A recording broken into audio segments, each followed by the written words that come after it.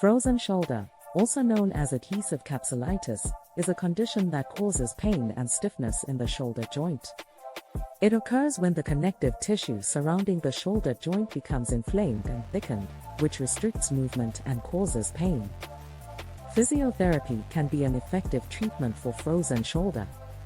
A physiotherapist can help to reduce pain and improve mobility by using various techniques such as stretching exercises, manual therapy, and range of motion exercises.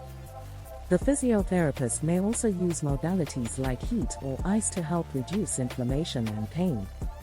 Stretching exercises are an essential part of physiotherapy for frozen shoulder. The physiotherapist will design an exercise program tailored to the individual's specific needs and level of pain. The program will typically include exercises that gradually stretch the shoulder joint, such as pendulum swings, crossbody stretches, and wall walks.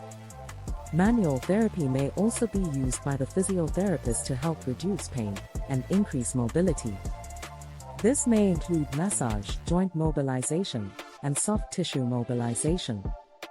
Range of motion exercises are another important aspect of physiotherapy for frozen shoulder. These exercises help to increase the shoulder joint's range of motion, which can be restricted in frozen shoulder. The physiotherapist may use tools like a pulley or one to help with these exercises.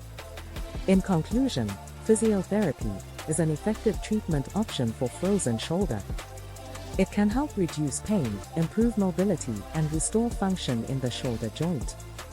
A physiotherapist can design an exercise program tailored to the individual's specific needs and level of pain to help them achieve the best possible outcome.